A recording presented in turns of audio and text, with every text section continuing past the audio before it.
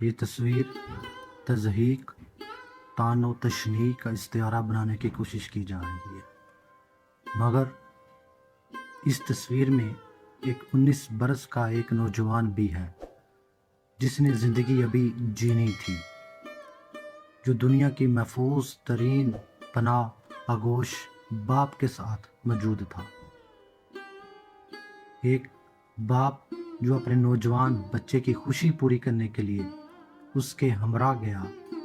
یہ بھی ہو سکتا ہے کہ بچے نے اپنی زندگی میں، اپنے کیریئر میں کوئی کامیابی حاصل کی ہو، کوئی گول حاصل کیا ہو، تو جس کے پرائز کے طور پر، جس کے انعام کے طور پر باپ بیٹے میں یہ طے ہوا ہو، یا پھر باپ جوانی میں قدم رکھتے بیٹے کے ساتھ ایک خوبصورت یاد بنانا چاہتا ہوں، مگر افسوس کہ دونوں ایک حادثے کی نظر ہو گئے اور ممکنہ طور پر ایک دوسرے کا ہاتھ تھامے باپ بیٹے سمندر کی گہرائی سے جنت کی جانب کوچ کر کے۔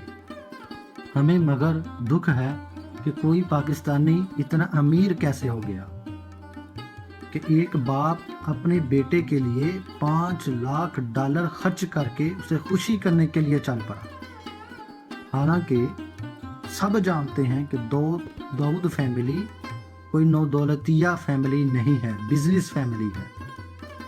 یہ جو کماتے ہوں گے اس پر حکومت کو باری ٹیکس بھی دیتے ہوں گے، اور ٹیکس دینے کے بعد جو بچ جاتا ہوگا وہ ان کا اپنا ذاتی ہوگا۔ یعنی اگر موجودہ سسٹم میں اب اس پیسے سے، اس دولت سے وہ جو بھی کریں انہیں اس کا اختیار ہے، اپنی ہر جائز خواہش پورا کرنے کے لیے وہ اس رقم کو استعمال کر سکتے ہیں۔ آپ کی جیب میں 10 یا 100 یا 1000 یا لاکھ روپے ہوں، آپ کیا اس کے مطابق اپنی اولاد کی خوشی حاصل کرنے کی کوشش نہیں کرتے؟ تو جس کی جیب میں کروڑوں ڈالر ہوں وہ اس کے مطابق کوشش کرے گا۔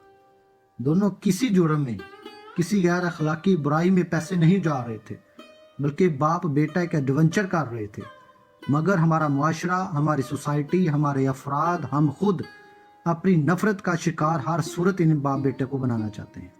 ہم اپنی نفرت کے نشتر، اپنی نفرت کے تیر ہر صورت ان کے جسموں پر چلانے چاہتے ہیں۔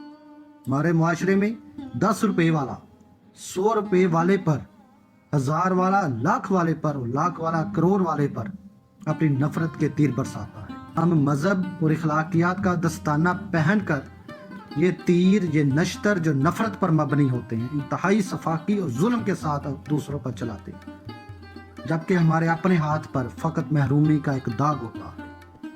اللہ کریم دونوں باپ بیٹے پر رحم فرمائے اور داؤد فیملی کو صبر سے نوازے، آمین۔